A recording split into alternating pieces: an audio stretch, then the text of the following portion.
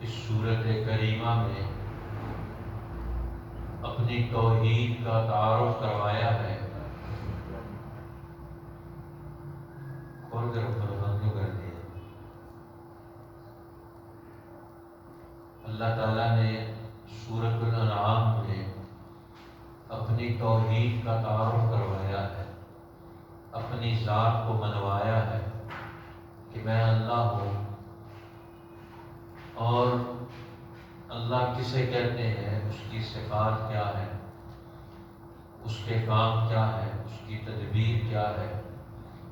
اب اللہ پر ایمان لانا ضروری ہے. اب اللہ پر ایمان لانے کا مطلب کیا ہے؟ اللہ کے حکموں کو ماننا. کیونکہ ہمارے پاس تو کیا چیز پہنچی ہے؟ اللہ کے رسول پہنچے ہیں اور اللہ تعالیٰ کا حکم پہنچا ہے قرآن کی شکل میں، دین کی شکل میں. اب جو اللہ کا حکم مانتا ہے وہ اللہ کو مانتا ہے، جو قرآن کو مانتا ہے وہ اللہ کو مانتا ہے، جو نبیوں کو مانتا ہے وہ اللہ کو مانتا ہے.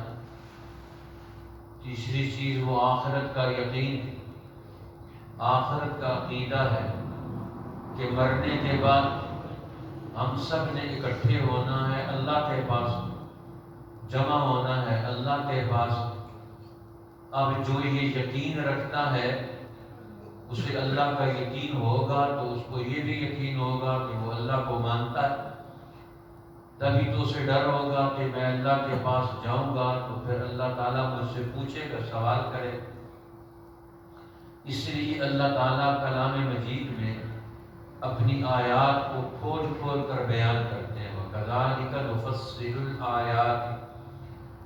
اللہ تعالیٰ کہتے ہیں ہم جان بوجھ کر تفصیل کے ساتھ اپنی آیتوں کو بیان کرتے ہیں تاکہ بندے سمجھ جائیں. اور بندوں کا حال یہ ہے، یہ قرآن کھولنے کے لیے تیار ہے، سمجھنے کے لیے تیار ہے. اللہ کہتے ہیں میں انہیں سمجھانا چاہتا ہوں قرآن. نفصل الآیات، ہم ان کے سامنے قرآن تفصیل سے بیان کریں. اور ساری زندگی رسول اللہ نے اس پر لگائی کہ اپنی امت کو، انسانوں کو اللہ کا قرآن، اللہ کا حکم، شریعت اور دین سمجھائیں. ساری زندگی اس پر لگائی. آج رسول اللہ سے محبت کا دعویٰ رکھتے ہیں، ان کا لایا ہوا دین قرآن اس کو سمجھنے کے لیے، پڑھنے کے لیے بھی تیار نہیں. عمل تو بڑے دور کی بات، عمل کون کرے گا اس پر؟ اتنی بڑی غفلت جو اس دور میں مسلمانوں کی ہے، کسی دور میں نہیں ہوئی. قرآن موجود ہے، چھپے ہوئے سینکڑوں، ہزاروں، لاکھوں کی تعداد میں، اور وہ بند ہیں، ان کو پڑھنے والا کوئی، ترجمے چھپے ہوئے ہیں، ان کو سمجھنے والا کوئی. قرآن کھول کر توجہ کے ساتھ اس پر بیٹھے کہ ہمیں یہ سمجھ آ جائے اس کا ایک ایک آیت کا مطلب، مفہوم کیا ہے، آج یہ ہم سے کیا تقاضا کرتا ہے. آج مسلمان اس سے غافل. فرمایا وَكَذَلِكَ نُفَصِّلُ الْآيَاتِ. اللہ فرماتے ہیں ہم تفصیل سے بیان کرتے ہیں آیتوں کو. کیوں بیان کرتے ہیں؟ وَلِتَسْتَبِينَ سَبِيلُ الْمُجْرِمِينَ. اس لیے بیان کرتے ہیں کہ پیغمبر بشارت دینے کے لیے، ڈرانے کے لیے آیا. اس رکوع کے شروع میں اللہ تعالیٰ نے پیغمبر کی یہ ڈیوٹی بیان کی، جو یہ مانے گا تو اس کا حال کیا ہوگا، اس کو کیا انعام ملے گا. جو نہیں مانے گا تو وہ مجرم بن گیا. اور سبیل المجرمین کھل جائے کہ گناہ گار اور مجرموں کا اگلا دور انجام کیا آنے والا ہے. قرآن یہ آج سمجھاتا ہے. اب قرآن پاک کا سب سے بنیادی موضوع اور ہدف کیا ہے؟ فرمایا ان میں سے ایک بات یہ بھی ہے، میرے پیغمبر ان کو بتا دے انی نہیت ان اعبد الذین تدعون من دون اللہ. تم لوگوں نے جن جھوٹے خداؤں کو خدا بنا لیا اللہ کے مقابلے میں، ان کو اپنے سروں پر سوار کر لیا، ان کا حکم مانتے ہو، ان کی عبادت کرتے ہو، ان کے قانون پر چلتے ہو، ان کی خواہشات پر چلتے ہو. مجھے تو منع کیا گیا میں ان کی عبادت نہ کروں، میں ان کو رب نہ مانوں، ان کو الہ، معبود اور حاکم نہ مانوں، اللہ کے سوا کسی کو نہ مانوں. تو میں تو نہیں مانتا. اب نبی تو اللہ کی توحید پر، اللہ کے حکم پر، اللہ کی عبادت پر پکے اور ٹکے کھڑے. اور اس میں کسی چیز کو اور قبول کرنے کے لیے تیار نہیں، کسی جھوٹے خدا کو۔ اور فرمایا دوسرا بھی اعلان کر دے میرے حبیب، قل لا اتبع اهواءکم، کہہ دیجیے میں نہیں چلتا تمہاری خوشی پر، تمہاری خواہشات اور تمہاری خوشیاں کیا ہے، میں تو حق بات پیش کرنے کے لیے آیا ہوں، سچی بات سمجھانے کے لیے آیا ہوں، سچے رب خدا کا بندہ بن کر اس کا حکم ماننے کی دعوت دیتا ہوں۔ اگر میں تمہاری خواہشات پر چلوں اللہ کو چھوڑ کر، اللہ کی کتاب کو چھوڑ کر، قد ضللت اذا، پھر تو میں گمراہ ہو گیا۔ میں نے تو نبوت ہدایت کا نام ہے، ایمان ہدایت کا نام ہے، قرآن ہدایت ہے، یہ دین رہنمائی ہے، میں نے اسے چھوڑ دیا تو گمراہی۔ آج مسلمانوں نے ان کو چھوڑ دیا، گمراہی میں مبتلا، سب کا ہمارا پورا عملی نظام ہمارا وہ گمراہی پر مبنی ہے۔ یہی حال تھا رسول اللہ کے زمانے میں مکہ کے مشرکوں کا، یہودیوں کا، عیسائیوں کا۔ وہ کہتے تھے ہماری کتاب ہے، تورات ہے، انجیل ہے، زبور ہے، ابراہیم علیہ السلام کے صحیفے ہیں، چلتے تھے اپنی خواہشات پر، مفادات پر۔ تو قرآن کہتا ہے وہ گمراہ تھے اس دور میں۔ اور آج وہی حال ہو گیا مسلمانوں کا، مانتے قرآن کو ہے، عمل اس کے خلاف ہے، یہ سب سے بڑی گمراہی ہے۔ فرمایا میں تمہاری خواہشات پر چلوں میں تو گمراہ ہو گیا۔ آج دنیا کے ظالم حکمران مسلمان حکمرانوں کو کہتے ہیں ہمارا قانون نافذ کرو، ہماری مرضی پر چلو، اور اپنی قوم کو بھی، انسانوں کو بھی، ملکوں کو ہماری مرضی پر چلاؤ۔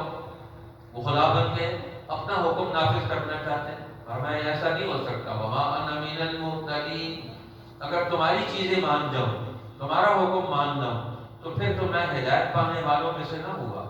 تو میرا ضمیر، میری فطرت، میرا عقل، میرا نور، میرا شہود، وحی الہی جو مجھ پر اتری ہے، یہ سب کچھ مجھے روکتی ہے اس بات سے کہ میں توحید کامل کے راستے سے ہٹ جاؤں، میں تمہارے ہیلوں اور تدبیروں میں پھنس جاؤں، میں تمہارے جال میں پھنس کر وحی الہی کو چھوڑ جاؤں اور تمہارے چند بڑے بڑے لیڈروں، مفاد پرست لوگوں کے پیچھے چلوں۔ کیوں چلوں؟ اس لیے میں نہیں چلتا تمہاری غلط رائے پر۔ قل انی علی بینۃ من ربی، میرے پیغمبر ان کو بتا دو کہ میں تو اپنے رب کی طرف سے ہر کام کی ایک گواہی لے کر آیا ہوں، میرے پاس شہادت موجود ہے میرے رب کی کہ میں نے کیا کرنا ہے، صبح شام رات دن، عدالت میں، کاروبار میں، بازار میں، بچوں بیوی حقوق سب چیزوں کے بارے میں میرے رب نے مجھے بتا دیا۔ تو میں تو اپنے رب کی شہادت رکھتا ہوں، دلیل رکھتا ہوں ہر کام کی، میں کوئی کام وحی الہی کے حکم کے بغیر نہیں کرتا۔ وَكَذَّبْتُمْ بِهِ، اور تم اللہ کے اس حکم کو مانتے نہیں ہو۔ میں تو ہر کام اللہ کے حکم اور مرضی پر کرتا ہوں اور تم اس کی مخالفت کرو، تم اس کو جھٹلاتے ہو۔ اب تم اس کو جھٹلاتے ہو تو پھر میں تو تمہاری وجہ سے اللہ کے حکم کو چھوڑ دوں؟ میرے پاس تو دلیل موجود ہے۔ آج ہر آدمی جو عمل کر رہا ہے، قیامت کے دن اسے ثابت کرنا پڑے گا یہ کام اس نے کیوں کیا ہے، کیا دلیل تھی اس کے پاس، کون سی علمی دلیل تھی، بھائی کس حکم پر یہ کام کیا ہے۔ ہر ایک آدمی سے اللہ تعالیٰ پوچھے گا زندگی میں جتنے تو کام کر کے آیا ہے یہ کام کیوں کیے تھے، ہر ایک کو جواب دینا پڑے۔ قرآن آ جانے کے بعد پھر مسلمان اسے چھوڑ کر کسی اور چیز پر عمل کرے، شریعت کو چھوڑ کر کسی اور پر حکم کرے، یہ ممکن ہی نہیں۔ قرآن مانتا ہی نہیں ہے اس کو، نبی پاک نہیں مانتے، اللہ نہیں مانتا اور اللہ والے بھی نہیں مانتے۔ لیکن آج کا مسلمان وہ شیطانوں کی بات مان کر خوش ہے، ان کے پیچھے چل کر خوش ہے۔ اب پوری دنیا کے مسلمان امریکہ اور یورپ کے نظام کو چلاتے ہیں، ان کا قانون نافذ کرتے ہیں، ان کے قانون کو چلاتے ہیں، مانتے ہیں، بلکہ الٹا عوام سے منواتے ہیں زبردستی۔ اللہ کا قانون چھوڑو اور شیطانوں کے قانون پر عمل کرو۔ تو اللہ فرماتے ہیں پھر دیکھ لو، میں نے تمہیں ڈر سنا چکا ہوں کہ تم اللہ کے قانون اور نظام حق کو چھوڑو گے، اللہ کی عبادت سے نکلو گے، غیر اللہ کی عبادت اور قانون پر چلو گے، پھر تم پر عذاب آئے گے۔ اور تم کہتے ہو جلدی عذاب آئے، جلدی عذاب لے کر، ہم نہیں مانتے جلدی عذاب کیوں نہیں آتا۔ تو اللہ فرماتے ہیں میرے پیغمبر ان کو بتا دو، ما عندی ما تستعجلون بہ، میرے پاس وہ عذاب نہیں ہے جو تم جلدی مانگتے ہو میں تمہیں پہنچا دوں، تمہیں فوراً غرق کر دوں۔ میں انسانوں کو غرق کرنے کے لیے نہیں آیا، میں تو انہیں سمجھانے کے لیے آیا، میں تو ان کو غرقابی سے نکالنے کے لیے آیا، میں تو ان کو غیر اللہ کی عبادت سے نکالنے کے لیے آیا۔ میں تو تمہیں دعوت دوں، میں تو تمہیں علم سکھاؤں گا، میں تو تمہیں حق راستہ بتاؤں گا، میں تو تمہیں کائنات میں سچی باتیں سمجھاؤں گا۔ میرا کام سمجھانا ہے، بتانا ہے، اس کی طرف دعوت دینا ہے، عذاب دینا نہیں ہے۔ عذاب تو تمہارے کرتوت تو سب آئے گا، اس کو جلدی مت مانگو، میرے پاس وہ نہیں ہے۔ ما تستعجلون بی، جس کو تم جلدی مانگتے ہو، کیوں نہیں وہ عذاب آتا؟ مکہ کے سردار کہتے تھے ہم نہیں مانتے ہیں تو اللہ تعالیٰ پتھر برسائے۔ تم کہتے ہو پتھر برسے کہ نوح علیہ السلام پر، ان کی قوم پر پتھر برسے، قوم لوط پر پتھر برسے، قوم سمود پر پتھر برسے، تم پر بھی پتھر برسیں گے، تو کب پتھر برسیں گے؟ اللہ پاک کے پیغمبر فرما دیجئے میں تمہارے لیے جو جلدی تم مانگتے ہو نا عذاب سزا، وہ میرے پاس نہیں، وہ تو اللہ کے پاس ہے۔ جب اس کا دائرہ مکمل ہوگا پھر عذاب خود بخود آئے گا، وہ مجھ سے پوچھے بغیر آئے گا، تم سے بھی پوچھے بغیر آئے گا، وہ کسی سے پوچھ کر نہیں آتا۔ جب اس کا دائرہ مکمل ہوتا ہے ایک کام کا، دلیل پوری ہو جاتی ہے، پھر اللہ کا وہ اٹل قانون وہ خود بخود حرکت میں آ جاتا ہے۔ ان الحکم الا للہ، حکم تو ہمیشہ اللہ کا چلتا ہے، فیصلہ اسی کا نافذ ہوتا ہے۔ یقص الحق، وہ حق بات بیان کرتا ہے، حق بات تمہیں سمجھاتا ہے۔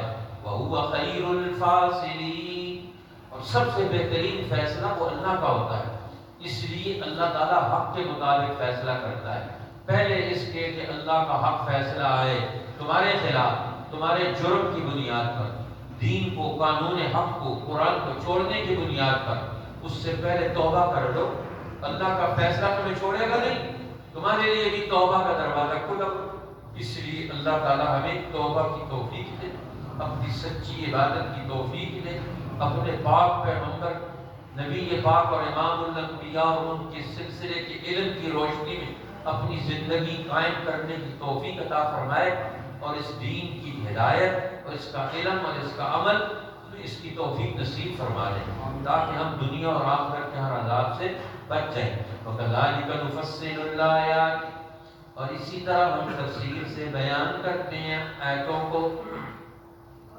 وَلِتَسْتَبِينَ سَبِيلُ الْمُجْرِمِينَ، اور اس لیے تفصیل سے بیان کرتے ہیں کہ کھل جائے راستہ گناہ گاروں کا۔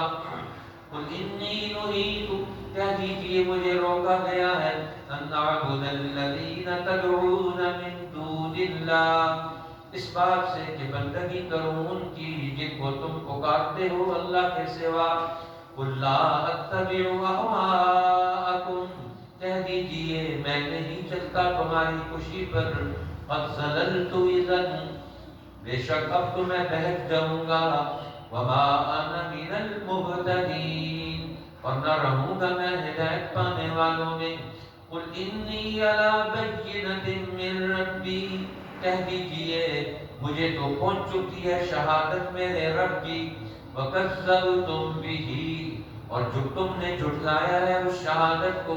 مَا عِندِي مَا تَسْتَعْجِلُونَ بِهِ، میرے پاس نہیں ہے وہ چیز، وہ عذاب جس کی تم جلدی کر رہے ہو۔ ان الحکم الا للہ، حکم کسی کا نہیں سوائے اللہ کے۔ یقص الحق، وہ حق بات بیان کرتا ہے۔ وہو خیر الفاصلین، اور وہ سب سے اچھا فیصلہ کرنے والا ہے۔ صدق